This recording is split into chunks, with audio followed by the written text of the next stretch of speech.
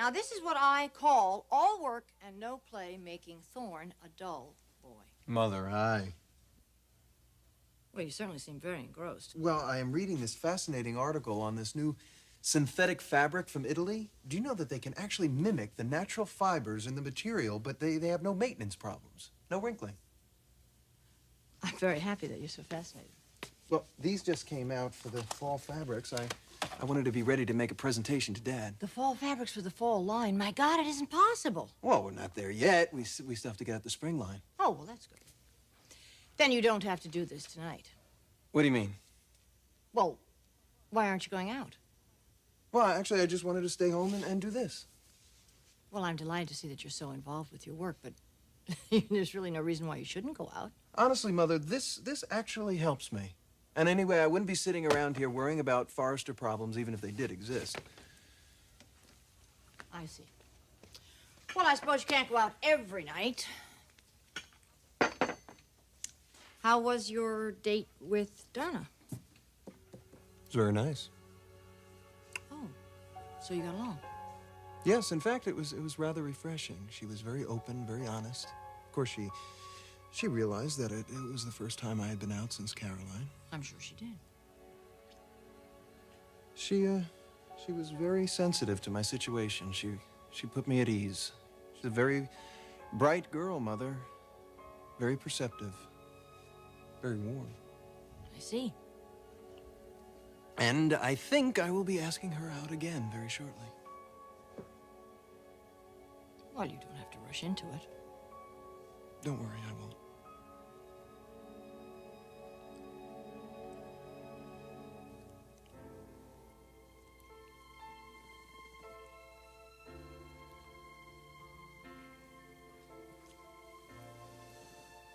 Oh, I knew we'd be together again.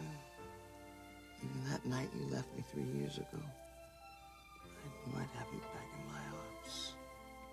Yeah? How? Two people share what we shared. That kind of love and that kind of passion. It only comes once in a lifetime.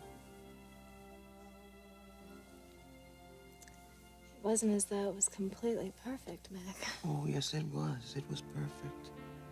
For a while. Until you left me in New York for LA and your family. I needed my family then. I needed the stability. Well, it looks like now you got the best of both worlds. Family and stability. A man with desire and passion. Who knows how to press the right button.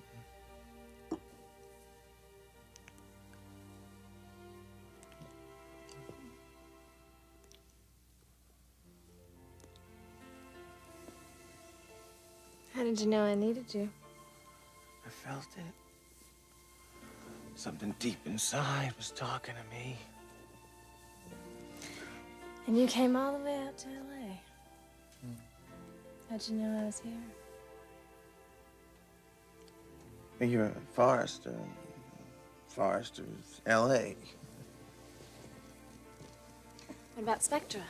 How'd you get hooked up with them? Sally phoned me. I guess she knew my reputation. I'm surprised.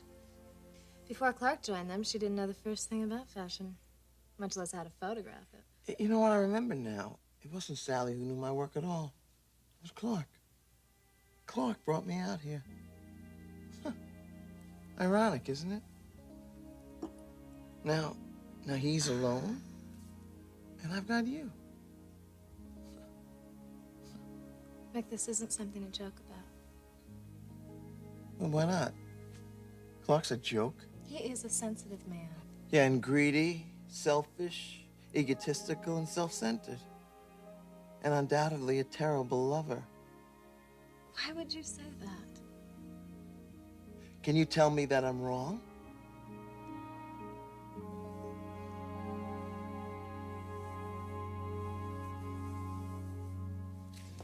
The attorney is already going to see Clarke? Yes.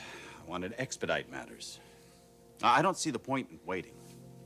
And the time that we're wasting is only going to complicate things legally. Bill, please. We've got to get a hold of the lawyer. We've got to get him before he leaves. It's too late for that. I told him to get over there right away. Margo, listen, I don't understand. What's the matter with you? Bill, this is so complicated. Can't you see that?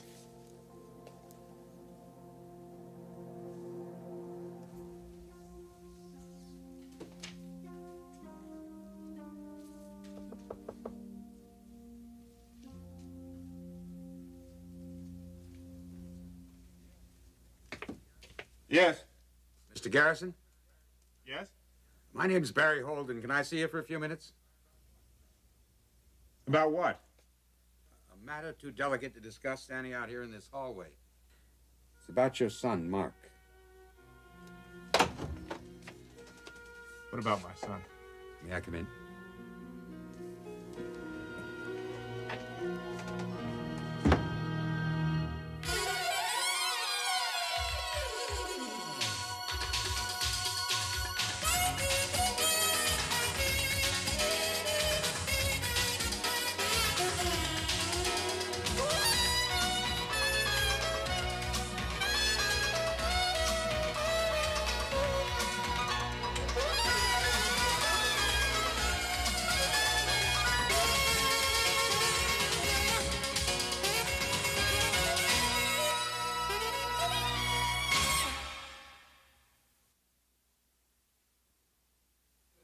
I really wish you had consulted me about this.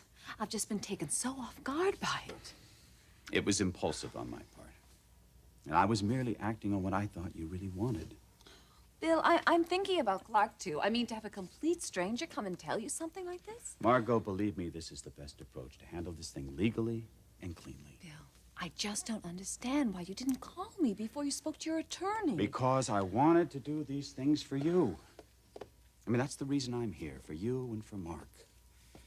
You know, my thoughts are also on this upcoming holiday season. Now, I think you and I should leave Los Angeles for a couple of weeks. What do you say? Margo. What? Well, I'm sorry. Listen, are you interested in my thoughts? Of course I am. Good. Now, I was thinking about Aspen. There again, I'm not sure. I mean, do you ski? Yeah, yeah, I do. Well, that would be perfect. We'll book a large home right there on Aspen Mountain, and the town is very enchanting. And of course, we'll take Mark along with us, and Caroline will come up for a day or two. What do you say? Margo. Yeah, that would be fine. That would be fine. Your mind is still on Clarke, isn't it?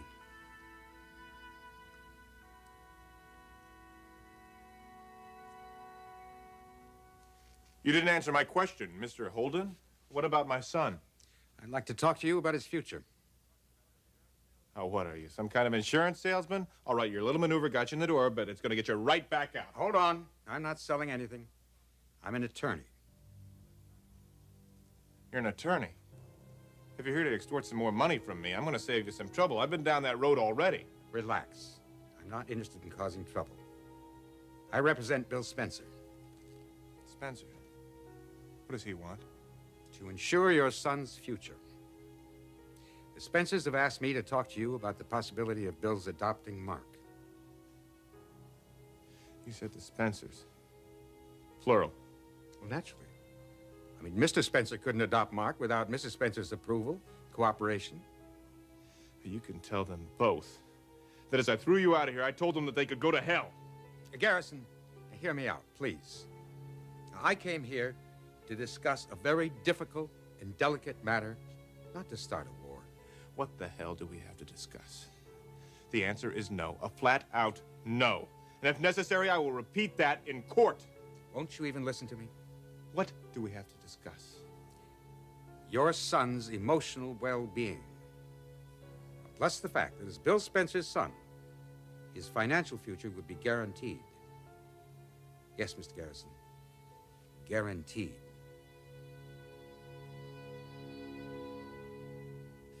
Don't ever think, Mother, that I don't appreciate your concern. But it isn't necessary. I promise I will not run off and marry Donna Logan. Not before Christmas, anyway. Oh, well, good. There's no need to rush the invitations. But I do have to watch out for you. I sense there is a lot more to that than just what you're saying. There usually is. I'm going to go and see Kristen tonight. I want to make sure that she's all right.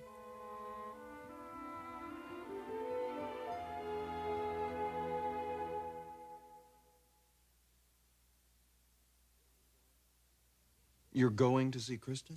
Yes, it's not too late. Well, is something wrong, Mother? I don't know. That's why I'm going to talk to her. She hasn't called me. And your father told me, well, you probably know, she's doing most of her design work at her apartment. It's as though she's removed herself, you know. She's cut herself off from the family.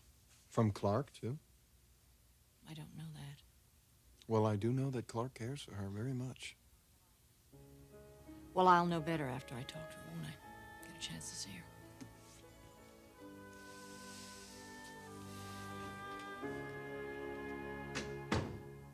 Bill, I'd be lying if I said I wasn't thinking about Clarke. Now, that's the one blight in our relationship. I just don't understand why we couldn't have discussed it. I mean, am I being unreasonable?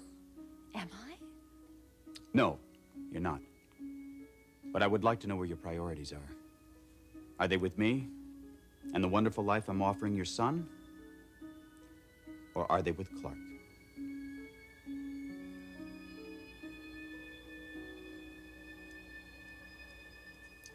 Clarke wasn't a good lover, was he? To be perfectly honest with you, I never really gave him a chance. What do you mean you never gave him a chance? You were together with him for over a year. Nick, you don't seem to understand what happened with us in New York, do you? I left a very shaken girl. You were my first experience with a man, and you came on so aggressive. I became non-responsive. I was overwhelmed. Overwhelmed in a good way. No. Overwhelmed to the point where I became frigid. I did that to you? I made you frigid? Yeah. I went from giving all of myself to giving nothing. But now that you're with me, you're ready to give all yourself again.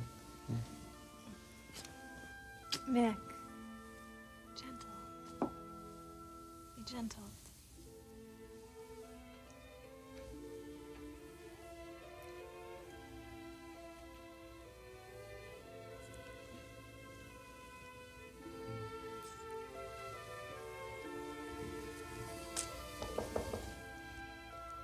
Ignore it.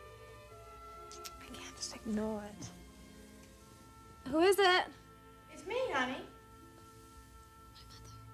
Oh my God, Nick, what are we gonna do? That's easy. Let's tell her about us. No, not like this, not now. Come on, in the bedroom. Oh, all right, all right.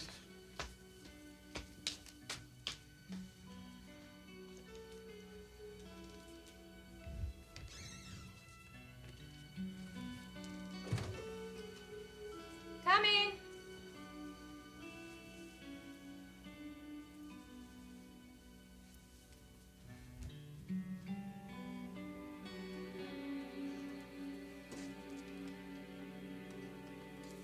Mother, hello. Hi, honey. How are you?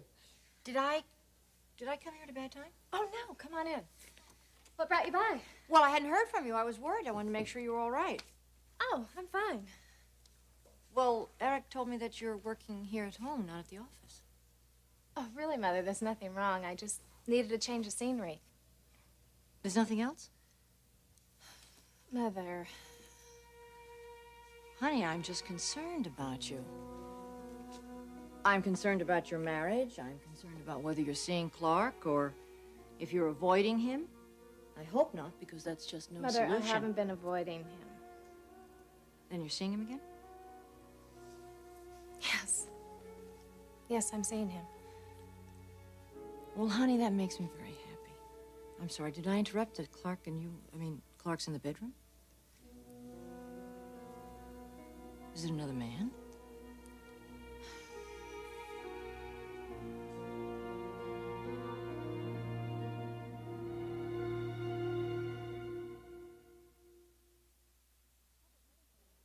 Mother, what are you saying?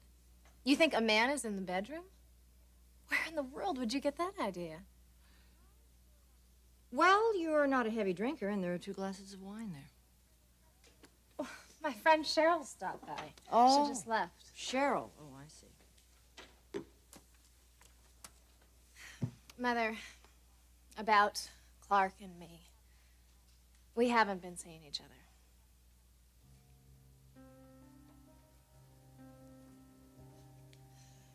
Not at all? No, not at all. Is that because you've made no effort on your part, or he's made no effort on his part? Both of us.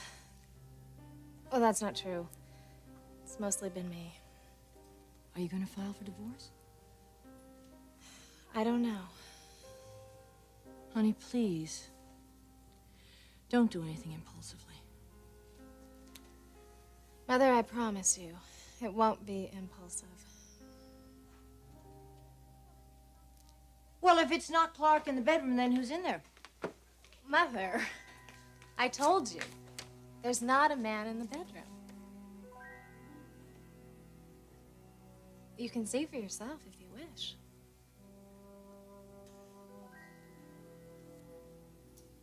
No, I'll take you at your word. I just want you to take care of yourself. Please remember that you can talk to me anytime about anything, any problem. Thanks, Mother.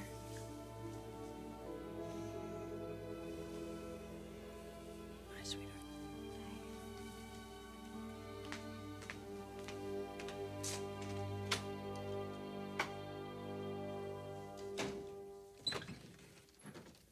You are a gutsy lady.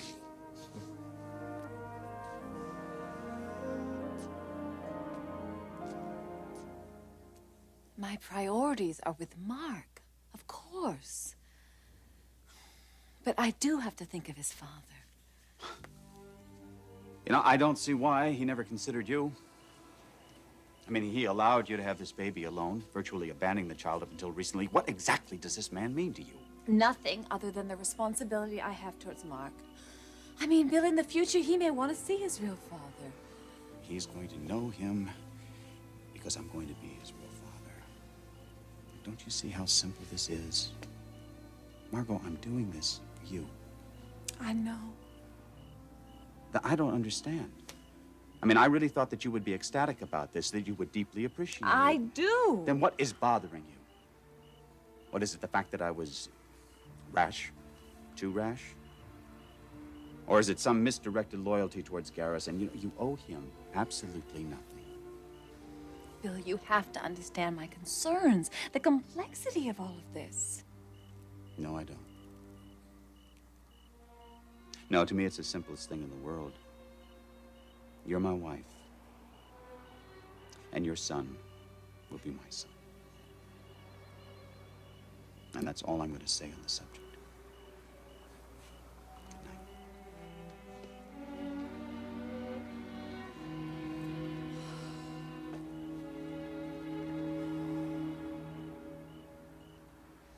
So, Mr. Holden, you say that Spencer can guarantee my son's financial future.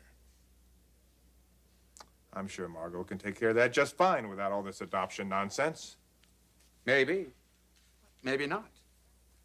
But you can't dispute the fact that ultimately Mark will fare much better as Bill Spencer's son than in his wife's son. But let's assume she does. There's still some things she can't take care of.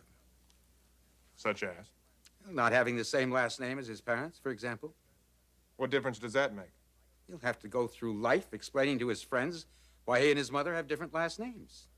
Oh, come on, Esquire. It happens all the time. You're right, it does.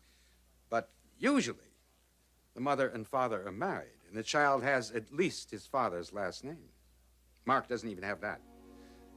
So you're telling me this is Spencer's leverage, that he'll adopt Mark to save him the stigma of being called a bastard?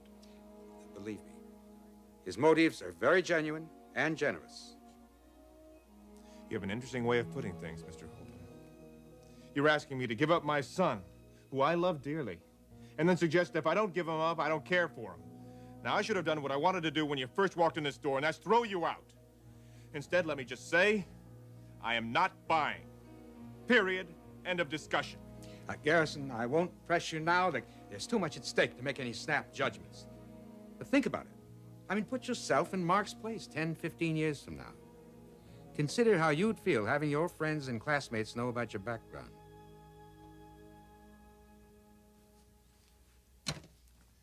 Are you gonna leave? Or do I have to throw you out?